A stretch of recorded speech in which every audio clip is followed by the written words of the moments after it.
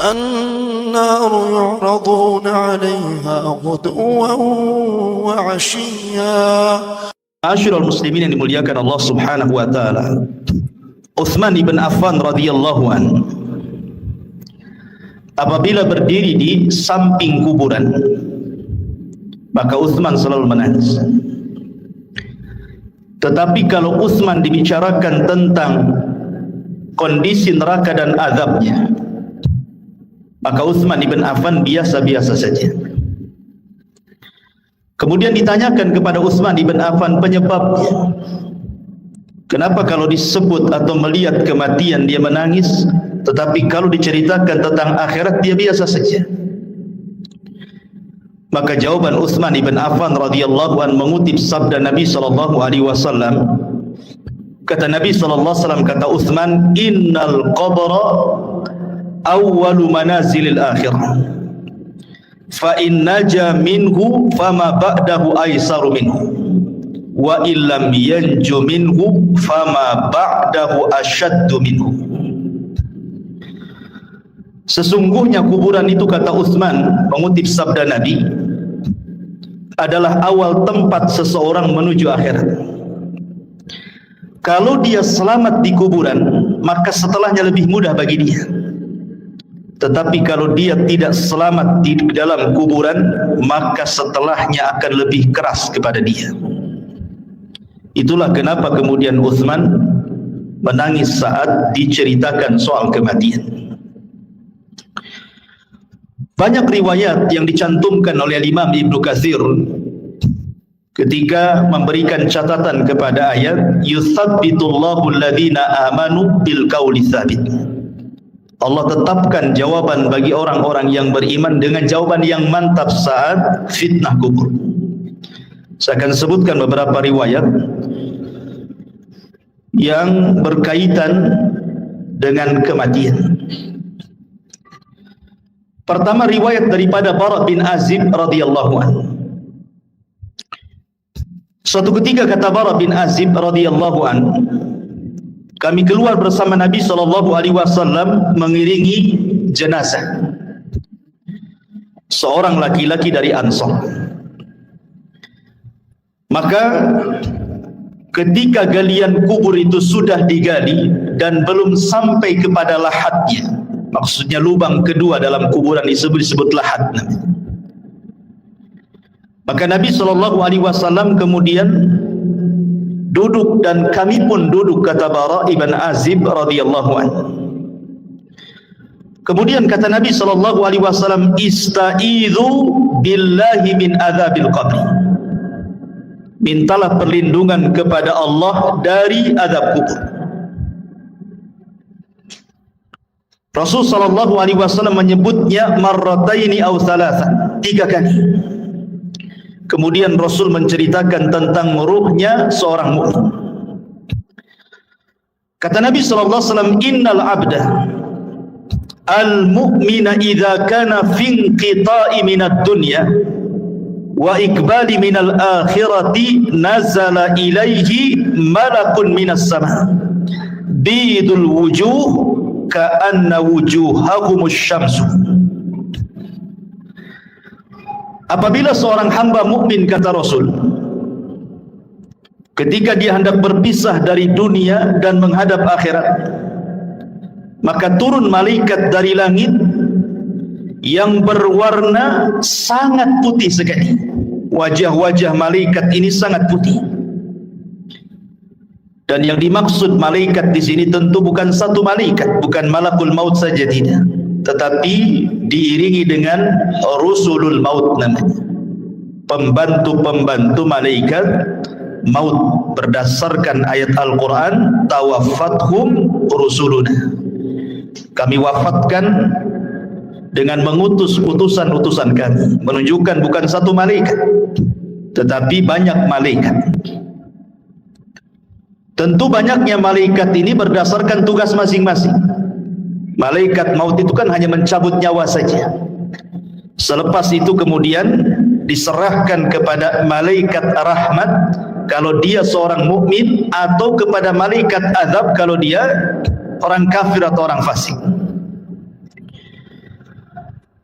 Lah tentu kondisi seperti ini ikhwan, tidak ada yang tahu kecuali orang yang meninggal.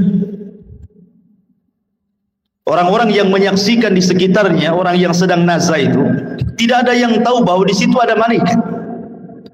Yang tahu hanyalah orang yang sedang nazah saja. Karena sebagian para ulama ketika menjelaskan apakah orang yang meninggal dunia itu mampu melihat malaikat, sebagian ulama mengatakan ya, mereka akan melihat malakul maut, dan juga mereka akan diperlihatkan catatannya, walaupun hanya sekilas pandang saja. Catatan selama hidup dia itu dia akan diperlihatkan sekilas saja. Dan itulah kondisi-kondisi menakutkan, sehingga kenapa Rasul mengatakan saat orang seperti ini tidak boleh mengatakan kecuali kebaikan. Dan inilah doa yang paling mustajab bagi orang-orang yang hidup di sekitarnya. Minta kepada Allah agar orang ini dimudahkan kematiannya. Lah setelah itu kemudian kata Nabi SAW, ma'ahum kafanun min akfanil jannati wa hanutun min hanutil jannah. Pembantu-pembantu malaikat maut ini, sebagian mereka membawa kain kafan dari sorga dan juga minyak wangi dari sorga. Hatta yajlisu minhu madal basar, sampai kemudian mereka duduk sejauh mata memandang. Ma'asyiral muslimin yang dimuliakan Allah Subhanahu wa taala,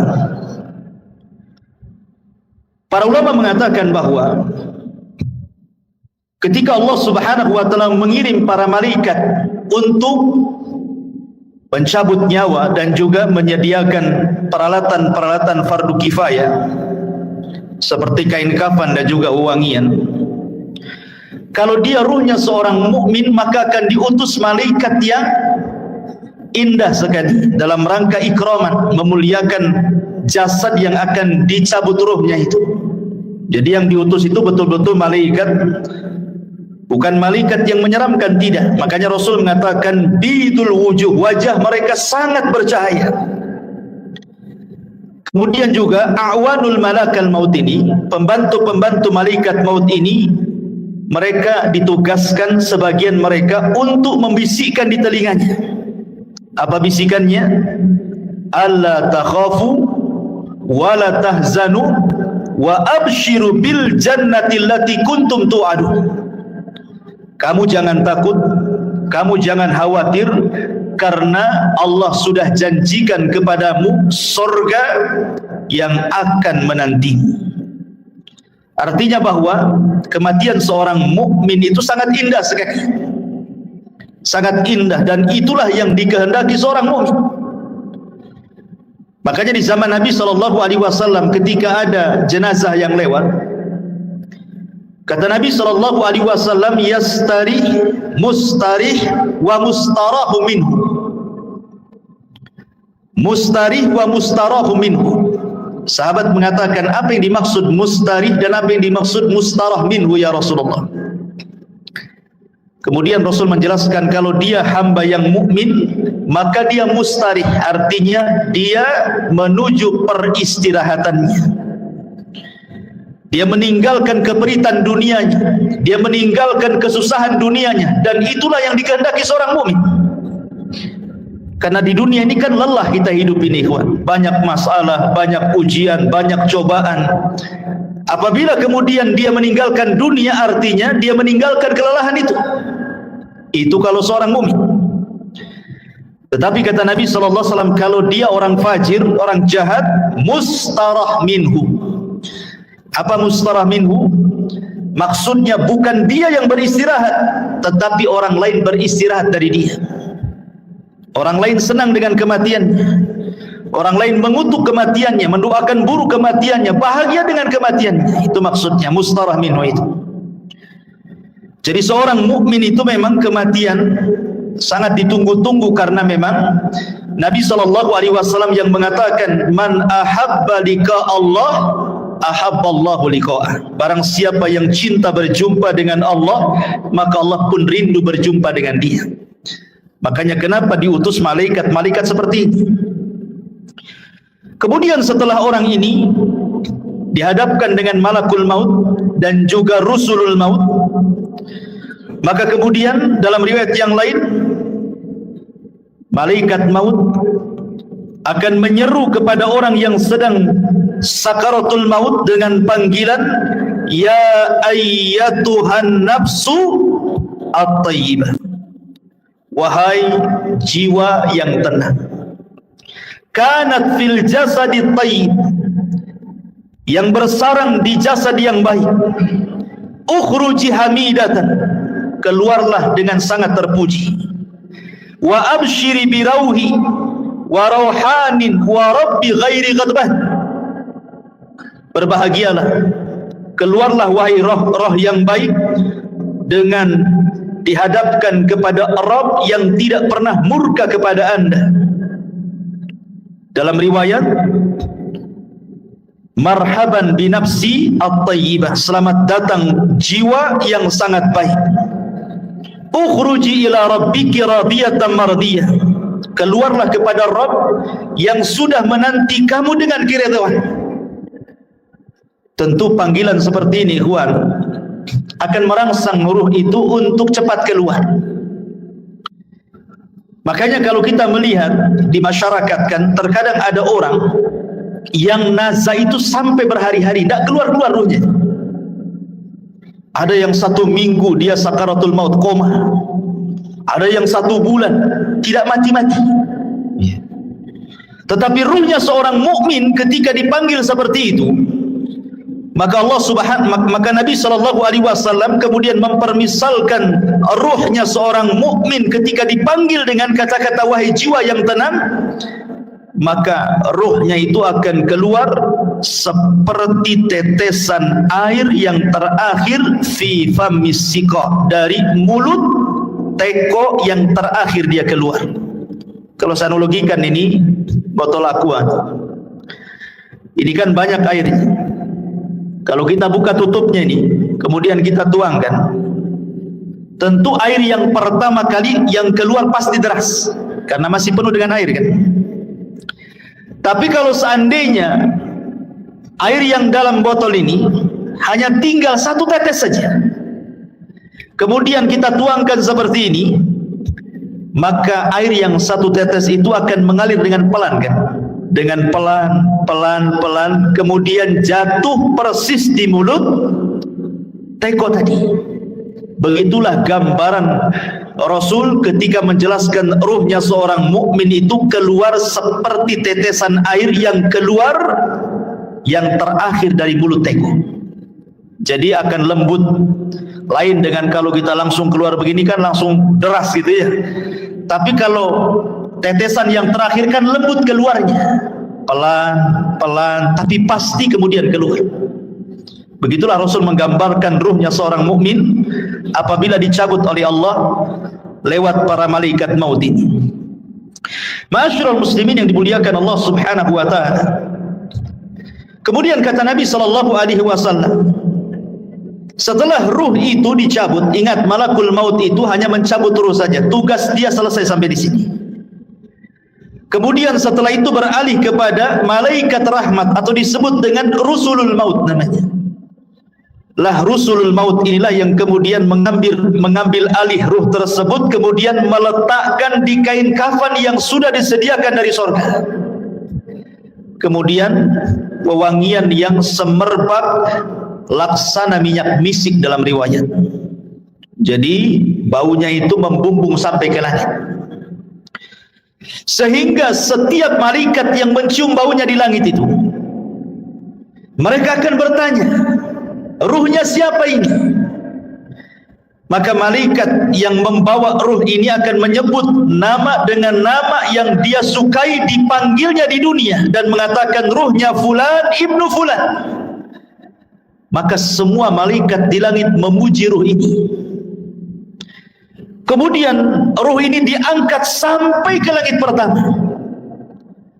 Maka kemudian penjaga pintu langit pertama membuka pintunya, kemudian naik ke langit pertama. Semua malaikat di langit pertama mendoakan ruh ini. Kemudian naik ke langit kedua, seluruh malaikat di langit kedua mendoakan ruh ini. Sampai kemudian melewati langit ketujuh. Tidak dijelaskan sampai di mana ruh ini dinaikkan ke langit. Yang jelas dia melewati langit ketujuh. Wallahu alam sampai di mana, karena riwayatnya tidak dijelaskan. Kemudian setelah itu Allah berjumpa dengan ruh ini.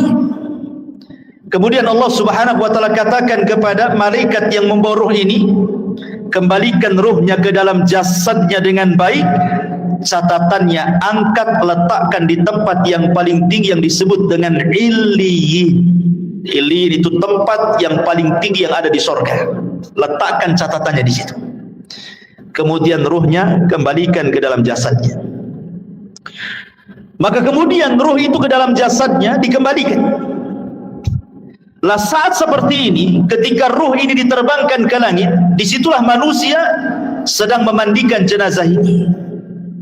Kemudian mengkafani jenazah ini, kemudian menyolati jenazah ini, kemudian mendoakan jenazah ini, sampai kemudian ke dalam kubur, kemudian meletakkan di liang lahat, kemudian dipendam kuburannya. Jadi saat proses fardu kifayah itulah ruh naik ke langit.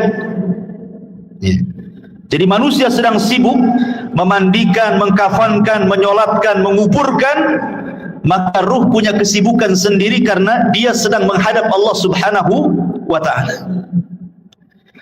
Lah kemudian ketika selesai sudah penguburan, barulah kemudian ruh itu dihantar kembali ke dalam kuburnya. Lah ketika ruh dengan jasad ini kemudian kembali, disitulah orang yang ada di kubur ini sempat mendengar pembicaraan orang-orang yang di atas kuburan. Termasuk suara terompahnya, suara sendalnya, dia mendengarnya. Termasuk apa yang dibicarakan di atas itu dia sempat mendengarnya. Apakah dia sedang menangis, apakah sedang mencela, ataukah sedang memuji, ataukah sedang berbicara tentang hal-hal tentang dia, dia semua dengar. Dan itu berdasarkan riwayat Umar bin Khattab radhiyallahu an pernah bercerita ketika Nabi SAW selesai perang Badar.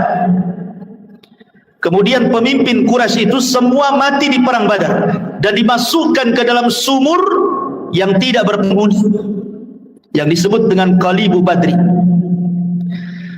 Kemudian Nabi SAW 3 hari menetap di Badar setelah kemenangannya, mulai dari tanggal 17 Ramadan sampai tanggal 20 Ramadan. Kemudian Nabi SAW menghampiri sumur yang dilempar jasad-jasad para pembesar orang kafir, Abu Jahal, Umayyah, kemudian Al-Walid dan semua pembesar Quraisy yang dimasukkan ke dalam sumur itu. Kemudian Nabi SAW mengatakan dengan menyebut satu persatu namanya, wahai fulan, wahai Abu Jahal, wahai Uqbah, wahai Umayyah, disebutkan satu-satu tuh. Kemudian Rasul mengatakan, hal wajadtum ma wa'adakum haqqa laqad wajadna ma wa'adana rabbuna haqqa, kata Rasul. Wahai Abu Jahal dan para pembesar Quraisy yang lainnya, apakah kalian sudah mendapatkan yang kalian janjikan ketika kalian berada di dunia? Kata Nabi SAW, sungguh kami sudah mendapatkan apa yang Allah janjikan kepada kami hari ini berupa kemenangan. Umar bin Khattab radhiyallahu anhu ketika itu merasa heran kenapa Rasul berbicara dengan sumur yang di situ jasad-jasadnya pembesar orang-orang Quraisy itu. Kata Umar, ya Rasulullah, bukankah mereka sudah jadi bangkai? Mereka tidak akan mendengar ucapan. Tapi Nabi SAW mengatakan, ya Rasulullah, ketika Umar mengatakan, atukallimu amwatan, kenapa kau bicara dengan orang mati? Maka Rasul mengatakan, wallahi ya Umar, ma antum asma lima aqulu lakum. Kalian tidak lebih mendengar dibandingkan orang-orang yang ada dalam sumur ini kepada ucapanku. Artinya para pembesar Quraisy yang sudah mati, yang sudah dimasukkan ke dalam sumur itu sangat mendengar ucapan Nabi.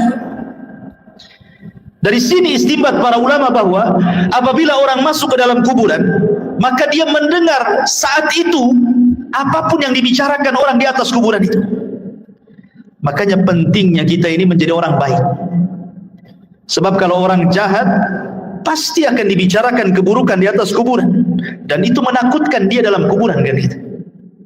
Tetapi kalau yang dibicarakanlah pujian-pujian, tentu akan menenangkan, karena tidak mungkin Allah mengumpulkan dua rasa takut, baik ketika di dunia ataukah ketika di dalam kuburan. Tidak mungkin Allah kumpulkan dua rasa takut.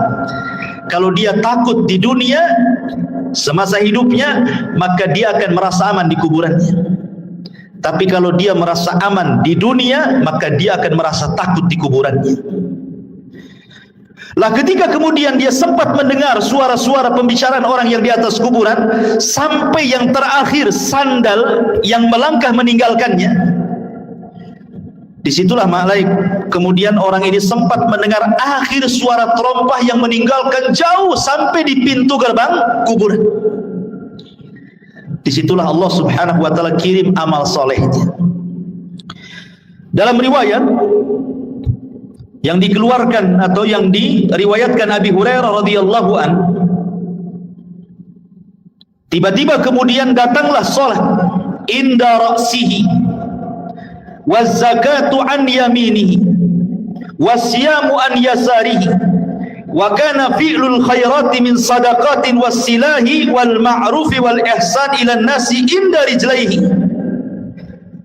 Tiba-tiba ini sebelum Munkar dan Nakir datang, maka amalan salat akan mendatangi dan ada di atas kepalanya.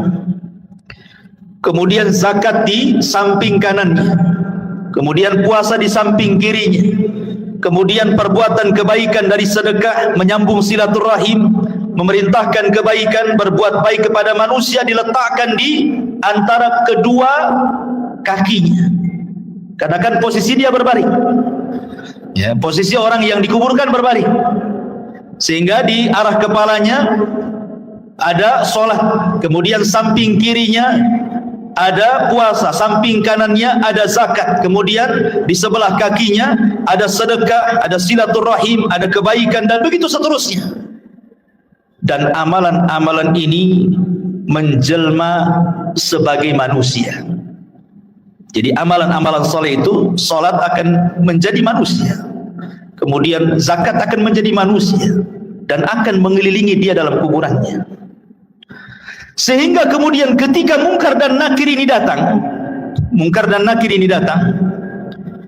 kemudian hendak membentak dengan fitnah kubur, dengan pertanyaan-pertanyaan kuburannya dari arah kepalanya, maka amalan yang ada di kepalanya, amalan solatnya akan mendorongnya dan mengatakan, ma qibali madkhal, tidak ada jalan lewat sini. Kemudian yang ketika malaikat Munkar dan Nakir akan bertanya dari sebelah kirinya, maka akan didorong oleh amal soleh sebelah kirinya dan mengatakan, ma qibali madkhal, tidak ada jalan kau untuk bertanya kepada orang ini. Dan begitu seterusnya, setiap kali malaikat Munkar dan Nakir bertanya ini dari arah mana saja, maka kalian dilindungi oleh amal solehnya. Subhanallah ikhwan. Ya. Sehingga malaikat yang akan memfitnah kubur ini kebingungan harus bertanya dari arah mana. Ya. Makanya kemudian disebutkan dalam riwayat ini, fayajlisu wa qad tamatsalat lahu asy-syamsu wa qad danat lil ghurub fayuqalu lahu akhbirna amma nas'aluka fayaqulu da'uni hatta usalli. Ketika kemudian malaikat maut atau malaikat Munkar Nakir hendak bertanya, tiba-tiba tidak digubris, tidak direspon oleh orang ini dan mengatakan, jangan tanya saya hendak sholat. Dia kepikiran ingin sholat. Bayangkan, ruhnya seorang mukmin yang ada dalam kubur itu masih kepikiran ingin sholat dan mengatakan, da'uni hatta usalli, jangan dulu kau tanya aku sampai aku laksanakan sholat katanya. Padahal sudah tidak ada sholat lagi di kuburan itu. Tapi begitulah ruhnya seorang mukmin, semangat ibadahnya itu sampai dalam kuburan. Akhirnya kemudian dia pun didudukkan dengan cara baik, kemudian juga ditanya dengan cara baik masalahnya. Dalam sebuah riwayat bahwa malaikat Munkar dan Nakir ini saat bertanya kepada ruhnya orang yang beriman ini, Kata Nabi SAW bahwa bentuknya ini memang luar biasa, sangat menakutkan. Di mana suaranya kalbarki, suaranya malaikat mungkar dan nakir itu seperti petir, menggelegar. Kemudian juga ucapannya seperti kilat, dan wajahnya sangat menakutkan. Dari sini ikhwatu fiddin, pertanyaan semudah apapun dalam kondisi takut pasti akan sulit dijawab, kan? Anda saya tanya dengan pertanyaan-pertanyaan, tetapi kemudian setelah itu saya bunuh Anda. Umpamanya saya letakkan pistol di kepala, kemudian saya tanya dengan beberapa soalan. Ketika rasa takut menguasainya, soalan semudah apapun akan sulit dijawab. Akan sulit dijawab. Ini kan soalan-soalan yang ma'ruf kita dengar di dunia. Siapa Rabbmu? Kita katakan Allah. Siapa Nabimu? Kita katakan Muhammad. Apa agamamu? Kita katakan Islam. Itu kan mudah. Mudah soalan ini. Tetapi dalam kondisi takut ikhwatu fiddin, walaupun soalan-soalan ini mudah dijawab, belum tentu orang bisa menjawab. Karena memang suara malaikat ini yang bertanya kepada orang ini luar biasa. Suaranya seperti kilat menggelegar, wajahnya menakutkan. Disinilah Allah Subhanahu wa ta'ala berikan hidayah kepada ruhnya seorang mukmin, kepada hamba seorang mukmin, dan Allah katakan yusabbitullahu alladhina amanu bil qawli tsabit. Allah akan tetapkan jawaban orang-orang yang beriman dengan jawaban yang mantap. Jadi yang menjawab itu adalah ketetapan dari Allah, taufik dari Allah, bukan kita. Kan dalam kondisi takut kita tidak bisa jawab, ya. Tetapi hamba yang beriman ditolong dalam kuburannya, sehingga Allah Subhanahu wa ta'ala arahkan jawabannya, sehingga setiap ditanya dia sanggup menjawab. Dan ketika dia sanggup menjawab itulah Allah Subhanahu wa ta'ala memberikan rekomendasi dari langit dan mengatakan ang sadaqa abdi, hambaku telah benar. Ketika sudah dikatakan hambaku telah benar, mungkar dan nakir pun sudah pergi, tiba-tiba Allah katakan bentangkan kuburannya sejauh mata memandang. Bentangkan kuburannya sejauh mata memandang. Berikan cahaya dalam kuburannya. Bukakan pintu dari sorga. Hantarkan minyak wangi dari sorga, pakaian, minuman dari sorga, suasana dari sorga, hantarkan ke dalam kuburannya. Itulah yang disebut dengan nikmatul kubur namanya. Nikmat kubur. Ma'asyiral muslimin yang dimuliakan Allah Azza wa Jalla.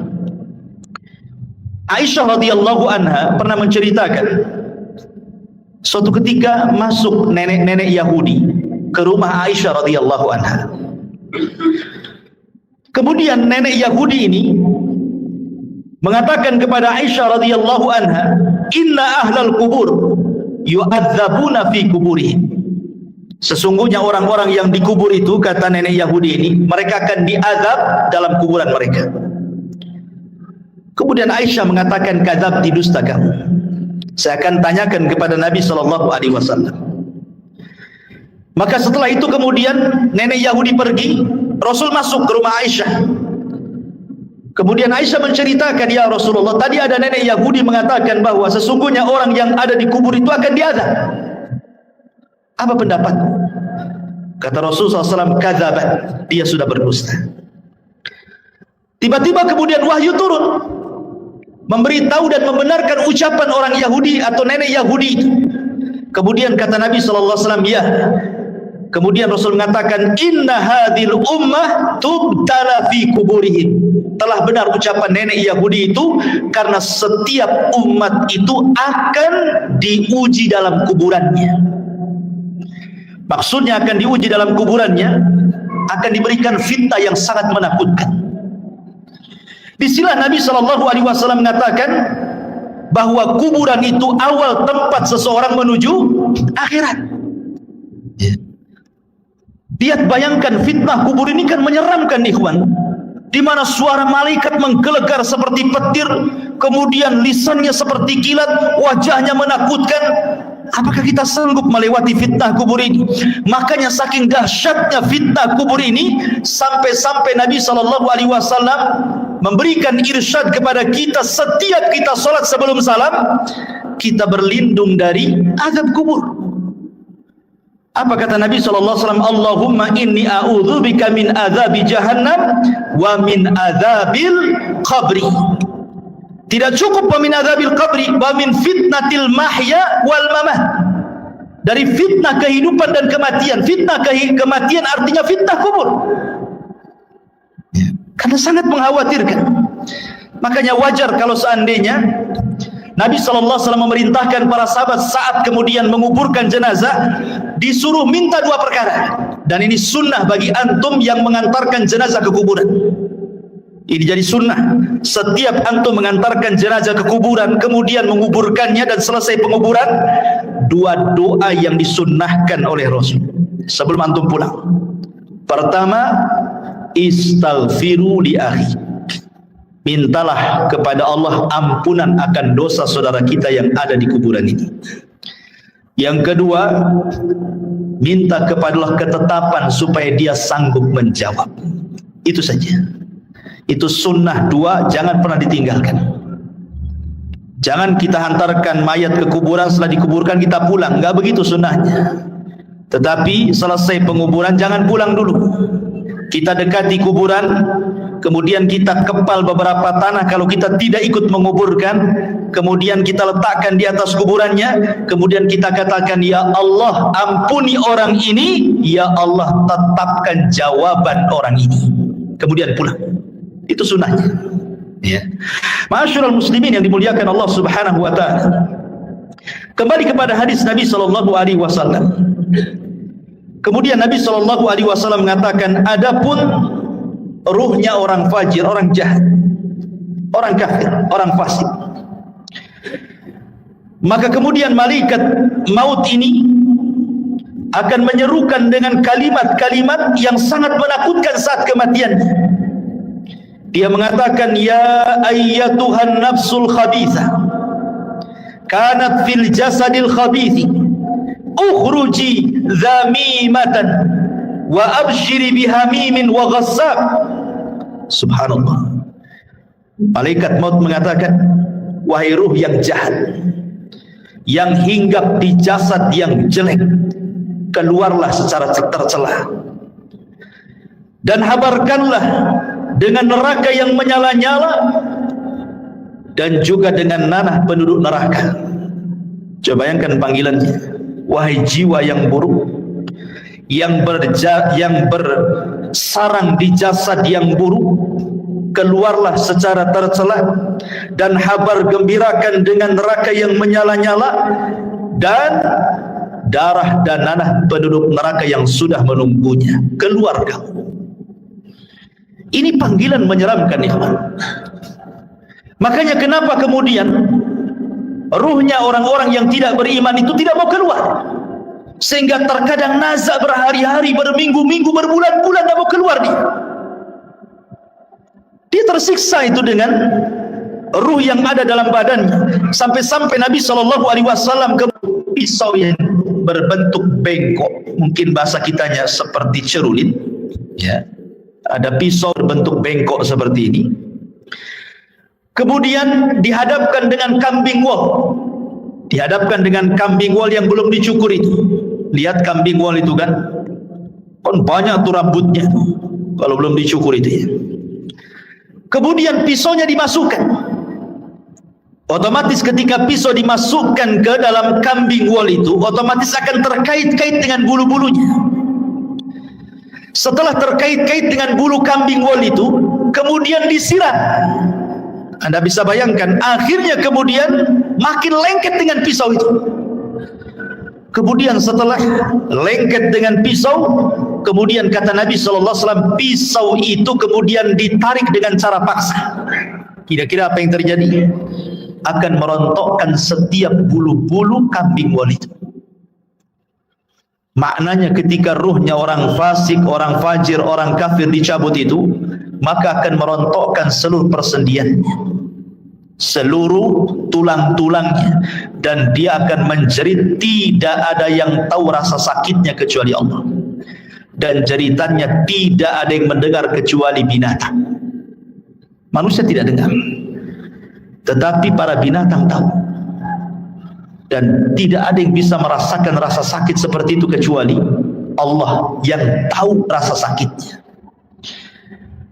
Jangan lagi orang fasik, ikhwan, orang yang beriman saja. Kata Nabi SAW, wa inna fil al-mauti la saqarat. Dalam kematian itu kan ada keperitan, ada rasa sakit.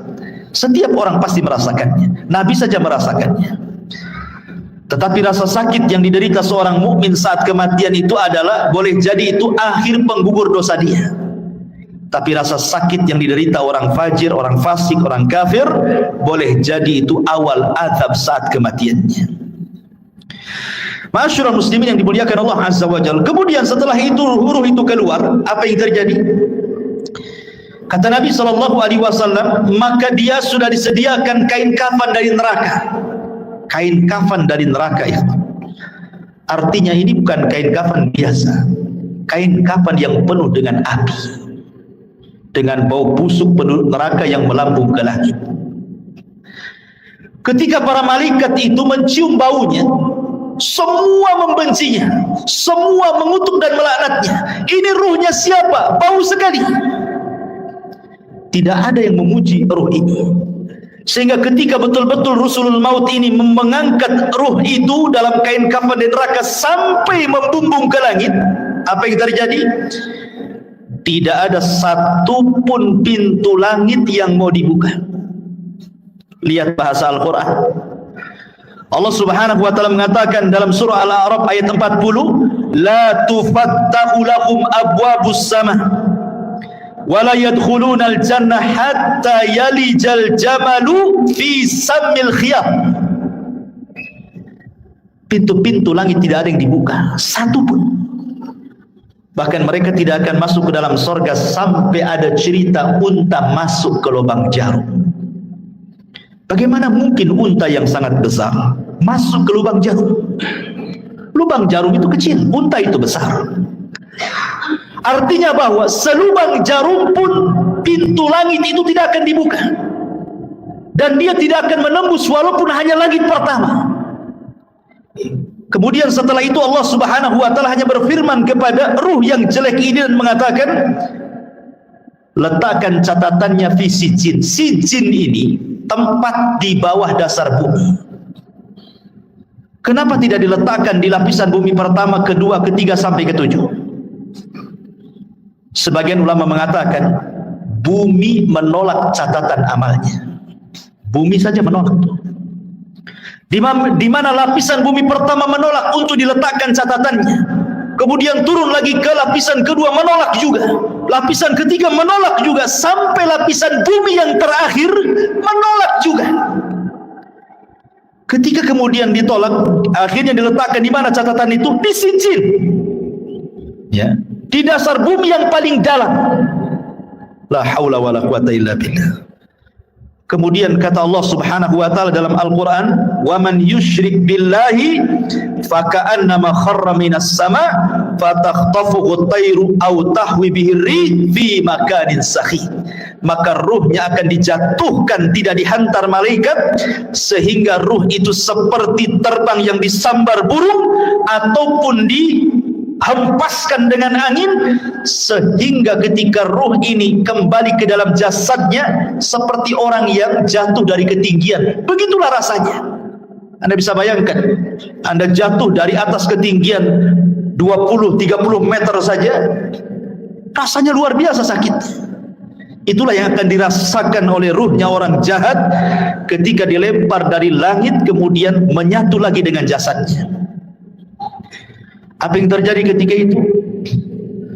Kalau dia memang amalan solehnya mungkin kurang, dia sholat tapi mungkin jarang-jarang, atau mungkin sholatnya asal-asalan, datang itu amalan-amalan sholat dia, atau mungkin amalan-amalan yang lainnya, tetapi sosoknya menjadi orang lemah, tidak bisa kemudian menolak malaikat mungkar dan nakir yang akan menghajar dengan pertanyaannya.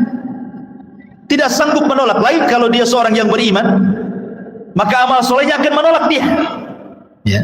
Sehingga akan sulit kemudian mungkar dan nakir mendekatinya. Tetapi kalau dia amal solehnya mungkin ringan saja, dia sholat kadang tidak, dia akan datang amal-amal yang lainnya, tetapi tidak bisa melindunginya. Sehingga dengan mudah mungkar dan nakir itu dalam kondisi sudul wujuh, kata Rasul, sangat buruk sekali wajahnya, hitam kelam. Kemudian membentak dengan suara petir, dengan suara kilat, menakutkan, sehingga ketika ditanya man rabbuk, siapa Rabbmu, wa man nabiyuk, siapa nabimu, wa ma dinuk, apa agamamu, pertanyaan ini ringan, tapi karena ketakutan yang bersangatan, dia pun tidak bisa menjawab dan mengatakan, wallahi la adri aqulu kama qala an-nas wa fa'altu kama fa'ala an-nas. Aku tidak tahu. Aku mendengar, ya pernah mendengar apa yang diucapkan manusia seperti itu. Dia tidak bisa menjawab. Ya. Ketika dia tidak bisa menjawab berkali-kali apa yang terjadi, maka Allah Subhanahu wa taala akan mengirim penyeru dari langit dan mengatakan, an kadzaba abdi, hambaku telah berdusta. Subhanallah. Disebutkan dalam riwayat, summa yuqayyadu lahu a'ma, asam, akma, abka. Didatangkan kepadanya orang yang buta, orang yang tuli, orang yang bisu, wa fi yadihi mirzabatun, di tangannya ada gada yang sangat besar, lau dzuriba biha jabalun lakana turaba. Kalau palu itu dipukulkan di bukit atau gunung itu hancur jadi tanah. Dan itu dipukulkan setiap kali dia tidak bisa menjawab. Tidak bisa menjawab, dipukul. Tidak bisa menjawab, dipukul. Yang kalau dipukulkan, lau dzuriba biha jabalun, kata Rasul, kalau pukulan itu diletakkan di gunung batu, lakana turaba, gunung itu akan menjadi turab, tanah, hancur berantakan. Bagaimana kalau dipukulkan kepada manusia? Mengerikan, ikhwatul fiddin yang dimuliakan Allah Azza wa Jalla. Maka ketika itu kemudian Allah Subhanahu wa taala katakan, sempitkan kuburannya sesempit-sempitnya. Kemudian bukakan pintu neraka kepadanya. Hantarkan hembusan-hembusan panah dari neraka ke dalam kuburannya. Kemudian dia pun mendapatkan azab kubur yang nanti saya akan jelaskan seperti apa azabnya. Tapi kita kembali kepada pembahasan awal, ruhnya seorang mukmin. Masyaallah muslimin yang dimuliakan Allah Azza wa Jalla, ketika ruhnya seorang mukmin sudah selesai dari fitnah kubur, maka Nabi sallallahu alaihi wasallam menjelaskan, fayuqalu lahu unzur ila maq'adika minan nar. Tiba-tiba ketika dia sedang duduk selesai dari fitnah kubur, tiba-tiba dibentangkan di sebelah kirinya gambaran neraka yang sedang menyala-nyala. Diperlihatkan neraka. Kemudian dikatakan, unzuru, lihatlah, ila maq'adika minan nar, tempatmu di neraka itu. Kemudian qad abdalakallahu bihi maq'adan minal jannah. Tapi tenang, tempatmu bukan di sana. Kemudian sebelah kanannya digambarkan gambaran sorga dan dikatakan tempatmu di sini. Dalam riwayat, maka kemudian malaikat ini mengatakan, lihatlah tempat dudukmu di neraka, in asaita, kalau engkau bermaksiat, itulah tempat dudukmu. Tapi karena engkau yang beriman, maka tempat dudukmu bukan di sana. Kemudian tempat dudukmu di sini. Ketika dia melihat bagaimana sorga dengan gambaran keindahannya diperlihatkan itu dalam kuburan itu, apa yang terjadi? Maka dia langsung berteriak dan mengatakan, ya Rabb, aqimisah, ya Rabb, tegakkan kiamat, supaya aku bisa kembali ke istana dan keluarga. Tetapi Allah Subhanahu wa taala mengatakan, belum, kiamat masih panjang. Dalam riwayat yang lain, nim naumatal arush, sebaiknya kau tidur seperti tidurnya pengantin baru. Sehingga ketika dia terbangun seolah-olah dia tidur zuhur dan bangun asar, kiamat sudah dibangkitkan. Artinya kehidupan kuburan tidak akan terasa walaupun zaman berlalu. Anggaplah mungkin zaman dulu, zaman Nuh, orang-orang yang beriman itu meninggal dunia, sampai hari ini kan kiamat belum dikiamat-kiamatkan. Bagaimana kehidupan mereka? Rupanya mereka ditidurkan oleh Allah di atas kenikmatan yang disebut dengan nikmat kubur, karena ruh mereka diberikan nikmat oleh Allah. Nanti ada pembahasan kemana ruhnya orang yang beriman dalam kuburan ini. Tapi jasadnya dikuburkan, ya. Mereka tidak akan merasakan, sehingga ketika kiamat dibangkitkan baru dia tertidur. Terbangun dari tidurnya seolah-olah hanya setengah hari saja, mulai zuhur sampai asar dia tidur, kemudian dia terbangun. Rupanya Israfil sudah menyiapkan sangkakalanya untuk meniup sangkakala pertama kiamat, kehancuran alam semesta pertama dibangkitkan. Ma'asyiral muslimin yang dimuliakan Allah Subhanahu wa taala. Kemudian setelah orang yang beriman mendapatkan nikmat kubur dan orang-orang fajir dan fasik mendapatkan azab kubur, di sana ada peristiwa yang tidak mungkin orang lepas. Apakah dia mukmin, apakah dia kafir, apakah dia fasik, apakah dia fajir, apakah dia sahabat Nabi ataukah bukan sahabat Nabi, ada peristiwa yang tidak bisa lepas dari manusia. Apa itu? Himpitan kuburan.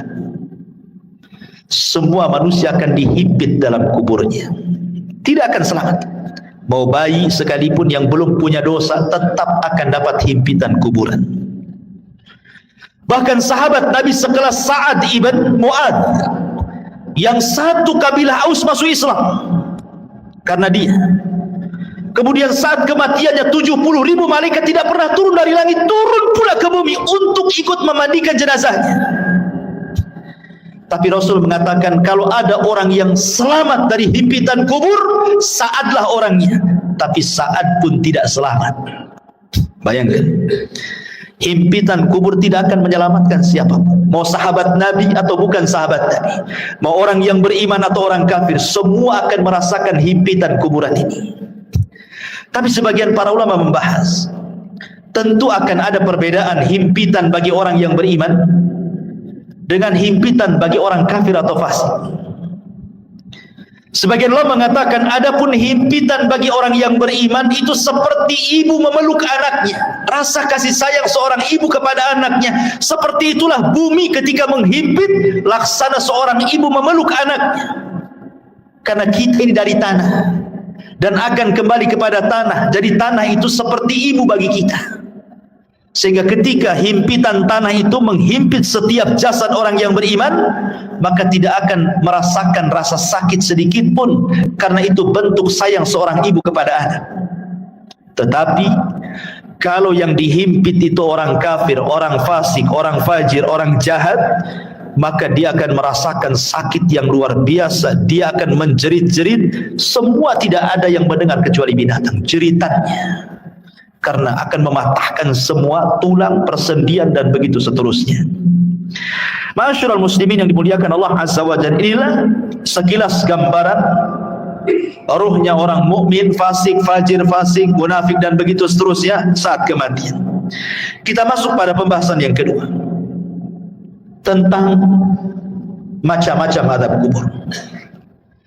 Ma'asyiral muslimin yang dimuliakan Allah Azza wa Jalla, azab kubur itu adalah sebuah hal yang wajib kita imani. Syekhul Islam Ibn Taimiyah rahimahullah ta'ala mengatakan, wa qad tawataratil akhbar an Rasulillah sallallahu alaihi wasallam fi thubuti adabil qabri. Kabar-kabar tentang azab kubur, kata Syekhul Islam Ibn Taimiyah, derajatnya sampai tingkat mutawatir. Jangan sampai diingkari, karena riwayatnya mutawatir. Artinya mutawatir itu banyak sekali riwayatnya. Dan dikatakan oleh Al-Imam Al-Munawi, azabul qabri haqqun, azab kubur itu sebuah hak adanya. Dan Imam Ghazali mengatakan, man angkarahu fahuwa mubtadi'un, siapa yang mengingkari azab kubur maka dia adalah ahli bid'ah. Dan Imam Suyuti mengatakan, adzabul qabri wa adzabul barzakh. Adab kubur adalah adab barzakh. Udhifa ilal qabri li'annahu al-ghalib. Kenapa disebut kubur? Karena memang umumnya orang dikubur.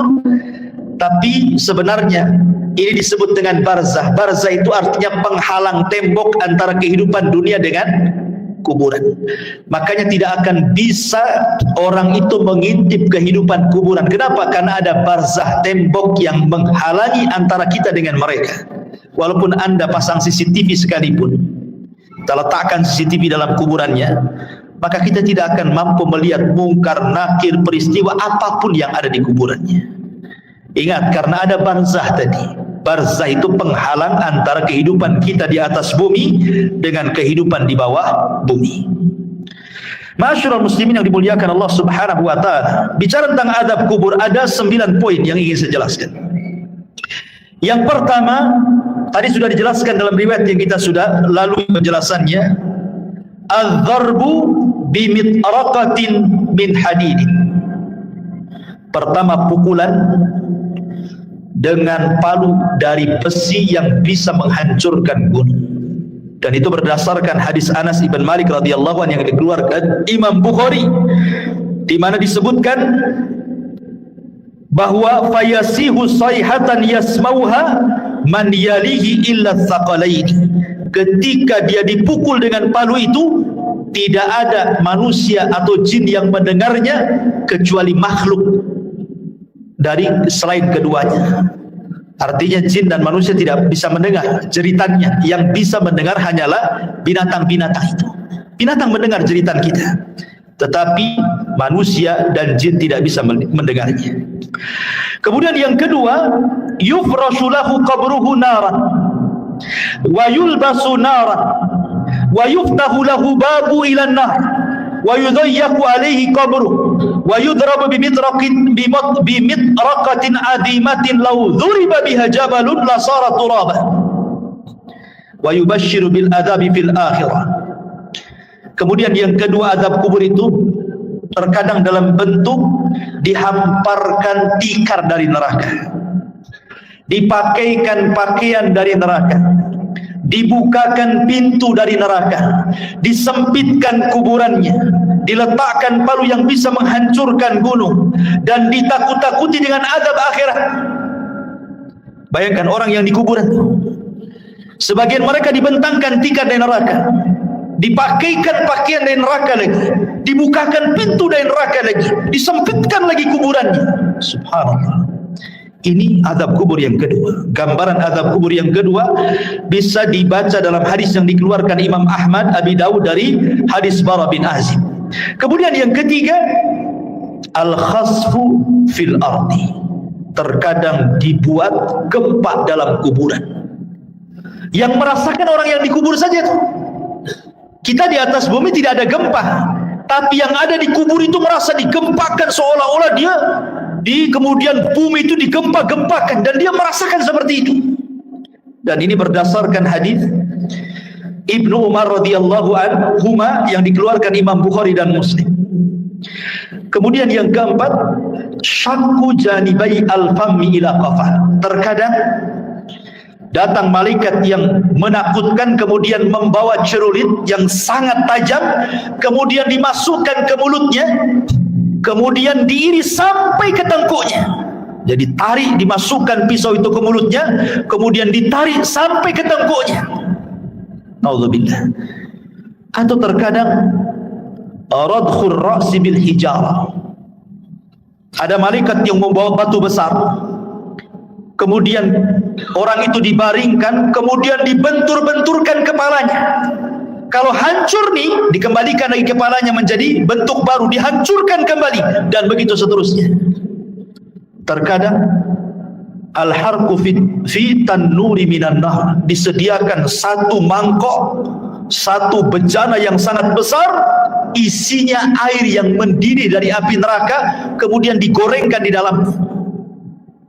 Atau terkadang as-sibahatu fi nahri min damin ma'adh-dharbi bil hijarah. Tiba-tiba kemudian dia dihadapkan dengan sungai, semuanya bentuk darah. Kemudian dia diletakkan di tengah-tengah sungai darah itu. Kemudian dia akan berenang, tidak bisa ke pinggir, karena setiap ke pinggir maka akan dipukulkan batu yang sangat besar ke mulutnya, sehingga dia akan berputar-putar sampai mati hidup lagi, dan begitu seterusnya. Dan 4 poin ini berdasarkan hadis Bukhari yang dikeluarkan atau yang diriwayatkan oleh Samurah ibn Jundab radhiyallahu anhu. Kemudian yang nomor 8, ishti'alul malil masruq minal ghanaim ala sahibihi.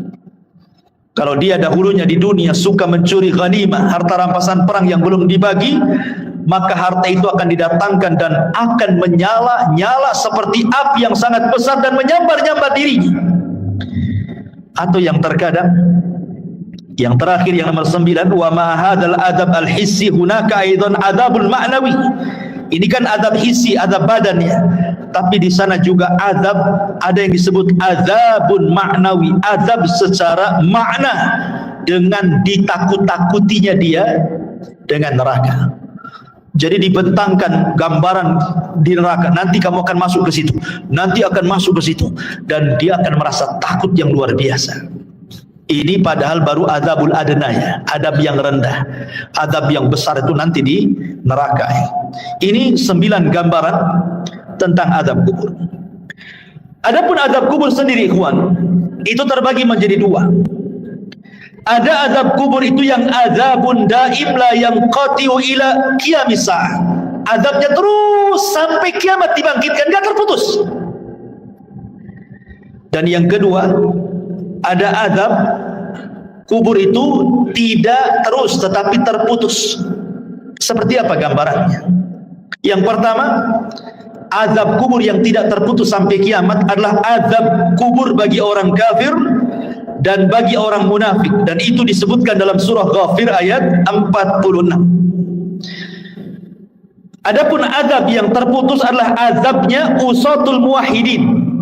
Mungkin di dunia dia ahli tauhid, orang yang beriman, tetapi terjerumus kepada kemaksiatan. Dia sholat tapi masih berzina, dia sholat masih berdusta, dia sholat mungkin riba, dan begitu seterusnya. Jadi dia masih berbuat baik, beribadah, tapi satu sisi dia bermaksiat. Ya. Maka orang-orang yang seperti ini tidak terus-menerus sampai kiamat. Akan tetapi orang yang seperti ini akan terputus azabnya dengan rahmat Allah Subhanahu wa ta'ala. Jadi akan terputus dengan rahmat Allah Subhanahu wa ta'ala. Itu berdasarkan hadis Abdullah ibn Umar radhiyallahu anhuma. Nabi mengatakan, inna ahadakum idza mata urida alaihi maq'aduhu bil ghadati wal ashi, in kana min ahlil jannah fa min ahlil jannah, wa in kana min ahlin nar fa min ahlin nar, yuqalu hadza maq'aduka hatta yab'atsaka Allahu ilaihi yaumal qiyamah. Kata Nabi SAW, sesungguhnya salah seorang di antara kalian apabila mati, maka akan ditampakkan tempat duduknya siang dan malam. Kalau dia termasuk penduduk sorga, maka dia akan menjadi penduduk sorga. Kalau dia termasuk penduduk neraka, maka selamanya dia akan diazab sampai kiamat dibangkitkan. Artinya kalau orang beriman, ia akan diazab, tetapi ada akhirnya, terputus. Mungkin dengan rahmat dan kasih sayang Allah Subhanahu wa ta'ala. Tapi kalau dia orang kafir, orang munafik, maka tidak akan terputus. Kemudian pembahasan yang keempat tentang apa penyebab azab kubur. Penyebab azab kubur yang paling dominan adalah an-namimatu, orang yang suka mengadu domba. Wa adamu tanazzuh minal baul, dan tidak perhatian dengan kebersihan hadas. Dia kencing sembarang. Kan banyak tuh orang yang kencing-kencing sembarang, ya, tidak cebok gitu ya, tidak jelas ceboknya. Dan ini berdasarkan hadis Nabi SAW dari Abdullah ibn Abbas radhiyallahu anhuma. Jadi Nabi SAW ketika itu lewat di 2 kuburan, dua-duanya sedang diazab. Kemudian Rasul mengambil pelepah kurma, kemudian dibelah 2, kemudian ditancapkan di 2 kuburan. Kemudian Rasul mengatakan, mudah-mudahan dengan 2 pelepah kurma yang belum kering ini bisa meringankan azabnya. Kemudian sahabat mengatakan, kenapa orang itu diazab wahai Rasul? Kata Rasul, yang satu karena dia namimah, suka mengadu domba. Yang satu karena tidak pernah bersih apabila membersihkan hadas. Ini 2 poin. Yang ketiga, ghibah. Orang yang suka menggibah. Dan ini berdasarkan hadis yang dikeluarkan Imam Ahmad dan juga At-Tabrani dengan sanad yang sahih dari hadis Abi Bakrah. Bahwa Nabi SAW mengatakan salah satunya adalah yang menjadikan penyebab azab kubur adalah ghibah. Ghibah itu membicarakan orang yang kalau orang itu mendengarnya dia tidak suka. Kemudian yang nomor 4, al-ghulul. Dia khianat dalam harta, mencuri harta orang. Kemudian juga yang nomor 5, hajrul Qur'anil Karim wa rafduh. Dia tidak suka dengan Quran. Dan penyebab orang jauh dari Al-Quran hari ini apa? Handphone. Yang menyebabkan orang jauh dari Quran itu HP atau handphone. Subhanallah, gara-gara handphone Quran itu tidak pernah disentuh lagi. Alasannya sudah ada aplikasi Al-Quran di dalam handphone. Saya nggak yakin. Nggak yakin orang punya handphone itu ada aplikasi Quran kecuali download kan?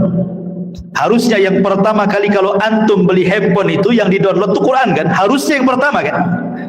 Tapi enggak, yang pertama di-download apa? Facebook dulu, YouTube dulu, Instagram dulu, kan begitu ya?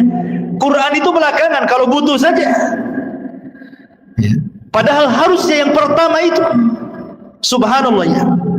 Sekarang ini banyak orang yang mengeser hal-hal yang baik, tetapi hanya sekedar copy paste, kemudian pemberitahuan ibadah kepada manusia lewat medsos, tapi dia sendiri malas ibadah kan? Malas. Bahkan orang yang ibadah saja sekarang diberitahu.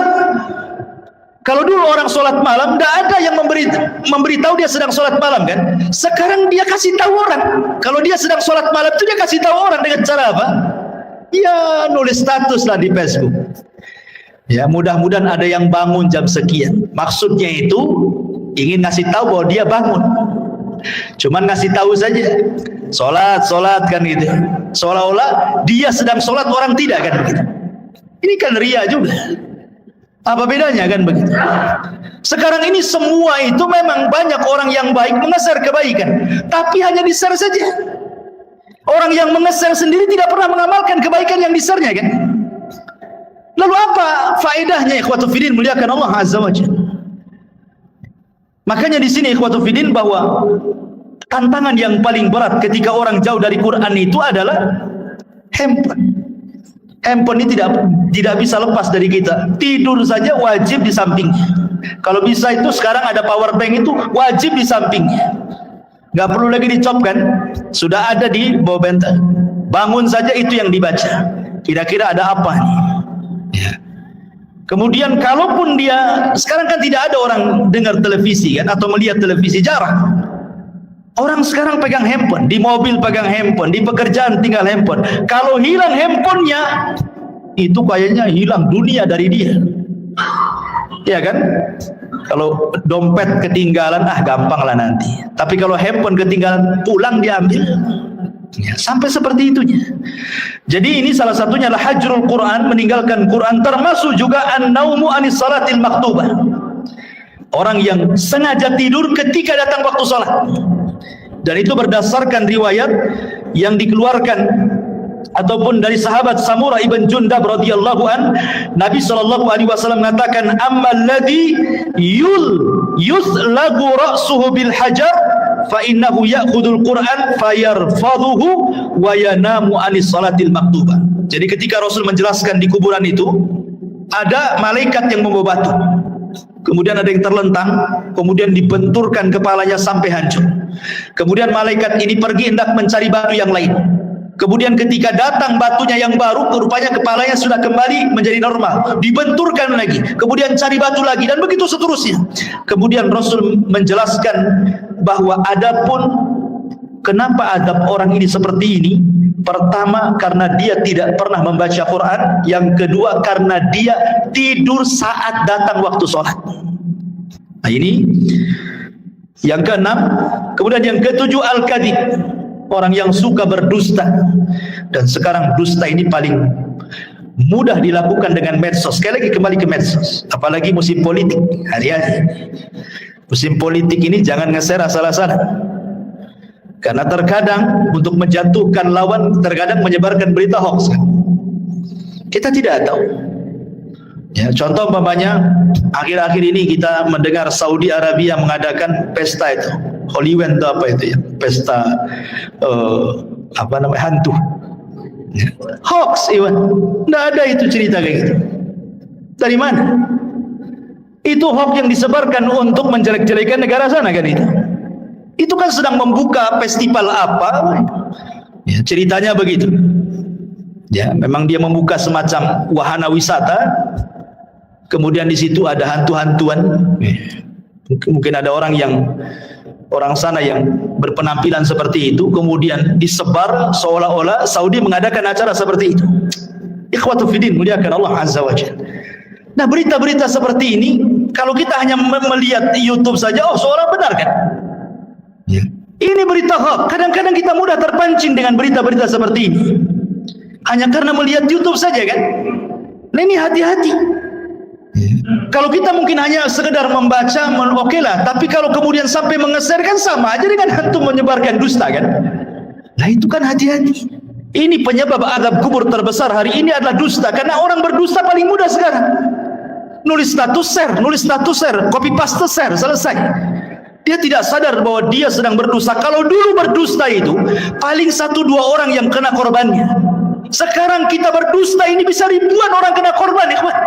Dengan cara melihat itu semua kena dengan berita yang kita share. Nauzubillah. Ya. Dan ini kata Al-Hafidz Ibnu Hajar rahimahullahu taala, wa innama istahaqqa ta'dzib lima yanshau an tilka al-kadbah. Bahwa kata Imam Al-Hafidz Ibnu Hajar rahimahullah mengatakan sesuatu hal yang berhak mendapatkan azab kubur ketika seseorang mudah kemudian menyebarkan berita dusta. Kemudian yang nomor 8 zina berdasarkan hadis Samurah bin Jundab. Kemudian yang nomor 9 aklur riba, memakan dosa riba. Kemudian yang nomor 10 asyirku wal kufru, kesyirikan dan kekufuran, termasuk juga niyahatul mayit. Niyahatul mayit itu maksudnya orang yang hidup ketika ada yang meninggal, orang yang dicintainya, dia pun meraung-raung, menjerit-jerit seolah-olah menolak takdir Allah.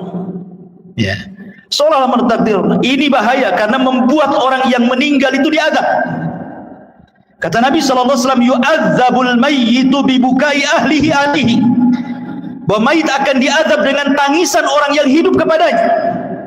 Makanya antum wajib, laki-laki yang menggunakan akalnya, kalau ada keluarga yang meninggal, nasihati. Biasanya wanita-wanita yang suka niyahan, ya, nasihati mereka. Jangan menangis, tabah, sebab dengan tangisan orang hidup itu menjadikan si mayat diazab masalahnya. Nah, ini juga termasuk daripada azab kubur. Dan banyak sekali. Kemudian secara singkat amal-amal yang bisa menyelamatkan dari azab kubur. Pertama, perbanyak baca surah Al-Mulk. Tabarakalladzi biyadihil mulku wa huwa ala kulli syai'in qadir. Perbanyak baca surat Al-Mulk. Kemudian yang kedua, perbanyak amal saleh. Kemudian yang ketiga, berdoalah agar kita diwafatkan di hari Jumat. Berdoa kepada Allah agar kita diwafatkan di hari Jumat, dan kita bersabar saat ditimpa sakit. Kalau seandainya kita sabar saat sakit kemudian meninggal, boleh jadi itu husnul khotimah. Karena saat-saat orang sakit itu biasanya setan lebih dekat dibandingkan saat dia sembuh. Ingat, orang sakit itu lebih dekat dengan setan dibandingkan dengan Allah. Karena biasanya kalau orang sakit, ikhwan, apalagi kalau sudah bertahun, itu biasanya mudah putus asa. Terkadang di antara mereka lah sudah lebih mati saja daripada nyusahkan orang hidup. Ya, atau terkadang menolak takdir, kenapa saya terus yang sakit, kenapa kok gak disembuh-sembuhkan, kemudian bayangannya macam-macam, akhirnya malas ibadah. Ya, kemudian juga istiqomah, dan istiqomah ini berat, ya, tetapi inilah yang bisa menyelamatkan dari azab kubur. Kemudian juga al-mautu bimurabitan fi sabilillah, kematian saat menjaga perbatasan saat jihad. Kemudian juga yang paling penting berdoa kepada Allah Subhanahu wa taala dan senantiasa mengamalkan ketakwaan kepada Allah, dan yang paling penting lagi menjauhi sebab-sebab azab kubur yang tadi saya sebutkan tadi, ya, dusta, namimah dan begitu seterusnya. Tapi pembahasan yang terakhir bicara tentang ruh. Kemana ruh saat manusia sudah selesai pertanyaan mungkar dan nakir, artinya selesai fitnah kubur. Berarti masuk ke nikmat dan adab kubur kan itu. Kemana ruh ini saat nikmat ataupun adab kubur? Baik. Masyaallah muslimin yang dimuliakan Allah Subhanahu wa taala. Al-Imam Ibnu Qayyim rahimahullahu taala, beliau mengatakan dalam kitabnya Ar-Ruh, pembahasan di mana ruh ini. Pertama kita akan bagi tentang ruh ini. Ruh para nabi. Pertama, ruh para nabi. Ruh para nabi tentu berada fi a'lal illiyin, berada di tempat yang paling tinggi yang disebut dengan rafiqil a'la. Karena Nabi SAW ketika meninggal dunia, kemudian malaikat maut mengatakan kepada Nabi dua pilihan, apakah engkau mau hidup terus di dunia dengan kemenangan yang sudah diraih, ataukah mau menyusul teman-temannya di tempat yang paling tinggi di surga? Maka Rasul mengatakan, Allahumma ila rafiqil a'la, saya memilih ke tempat yang paling tinggi di surga. Jadi ruhnya para nabi berada di rafiqil a'la. Kemudian yang kedua, arwahus syuhada, ruhnya para syuhada, orang-orang yang mati syahid. Allah Subhanahu wa taala mengatakan dalam surah Al-Imran ayat 169, wala tahsabanna alladziina qutilu fi sabilillahi amwatan bal ahya inda rabbihim yurzaqun. Jangan kau sangka orang yang mati di jalan Allah itu mati, tidak, mereka hidup. Mereka mendapatkan rezeki di sisi Allah Subhanahu wa taala. Abdullah bin Mas'ud radhiyallahu anhu ketika bertanya tentang ayat ini kepada Nabi sallallahu alaihi wasallam, di mana ruhnya para syuhada? Maka Rasul mengatakan, arwahuhum fi ajwafi tayrin hadarin laha qanadilun mu'allaqatun bil arsy. Jadi ruhnya para syuhada berada di kendil-kendil, dibawa oleh ketiak burung sorga, kemudian diletakkan digantungkan di arsy Allah Subhanahu wa taala. Jadi ruhnya para syuhada berada di kendil-kendil yang dibawa terbang oleh burung-burung, kemudian digantungkan di bawah arsy. Ini ruhnya para syuhada. Kemudian yang ketiga, arwahul mu'minin salihin, ruhnya orang-orang yang beriman yang saleh. Maka takunu tuyuran ta'alluqus syajaril jannah. Maka ruhnya orang-orang yang beriman yang saleh, mereka akan digantungkan di pohon-pohon surga. Mereka akan digantungkan di pohon-pohon surga. Adapun yang keempat, arwahul usad, ruhnya orang-orang yang ahli maksiat. Dia orang Islam tapi ahli maksiat, berzina, berdusta, berjudi dan begitu seterusnya. Dia orang Islam tapi usad ahli maksiat. Maka dijelaskan bahwa mereka tetap ditahan dalam kuburan, karena mereka tidak bisa keluar dari kuburannya dan mereka merasakan adab kubur. Mereka tidak bisa keluar dari kuburan. Kemudian juga yang nomor 5, Imam Ibnu Qayyim rahimahullah ta'ala mengatakan, masih membahas tentang usad, maksudnya orang yang ahli maksiat. Minhum man yakunu mahbusan ala babil jannah kama fi haditsil akhar, ra'aitu sahibakum mahbusan ala babil jannah. Adapun orang-orang yang beriman, yang ahli maksiat, kemudian maksiatnya sudah selesai diadab. Kan tadi saya katakan bahwa orang yang beriman yang ahli maksiat kan adab kubur tidak terus, tapi terputus karena rahmat Allah Azza wa Jalla. Lah sebagian ruhnya itu diletakkan di halaman pintu sorga. Ya, di halaman pintu sorga kata Imam Ibnu Qayyim rahimahullahu ta'ala. Kemudian yang keenam, ruhnya orang-orang kafir. Tentu ruhnya orang-orang kafir, mereka diadab dan tidak bisa keluar dari kuburan, dan mereka akan bolak-balik masuk neraka. Tetapi sekali lagi ikhwatu fillah muliakan Allah Azza wa Jalla, keterangan para ulama seperti ini tidak bisa kita katakan dengan jazam, dengan tegas, karena soal ruh itu kan tidak ada yang tahu kecuali. Makanya Al-Imam Ibnu Qayyim rahimahullahu taala ketika Al-Imam Ibnu Utsaimin rahimahullahu taala ketika ditanya tentang ruh ini, maka beliau mengatakan ruh itu urusan Allah Subhanahu wa taala dan ini adalah perkara gaib, kita tidak bisa menetapkan kecuali dengan dalil. Ini kan hanya ijtihad para ulama saja seperti ini. Tetapi hakikatnya ruh di kuburan itu di mana? Wallahu a'lam. Hanya Allah Subhanahu wa taala yang tahu dengan kondisi ruhnya, apakah mereka orang-orang yang beriman ataukah mereka orang-orang kafir. Adapun ada riwayat yang maudhu yang disebutkan oleh sebagian ulama seperti ruhnya orang kafir berada di sumur Barhut. Diletakkan di sumur Barhut. Sumur Barhut itu yang ada di Hadrul Maut Yaman. Di situ ada sumur, antum bisa klik saja atau di YouTube sumur Barhut. Itu sumur menakutkan yang ada di Yaman. Ya, sampai hari ini para ilmuwan berusaha meneliti itu. Ya, sumurnya besar. Jadi ada yang mengatakan bahwa orang-orang kafir diletakkan di sumur itu. Ya, adapun ruhnya orang-orang yang beriman tentu fil iliyyin, tetapi sekali lagi ini riwayatnya lemah gitu ya, bahkan tidak berdasar. Tapi oleh sebagian ulama ada yang menyebutkan seperti perkataan Imam Barbahari rahimahullah dalam kitabnya Syarhu Sunnah.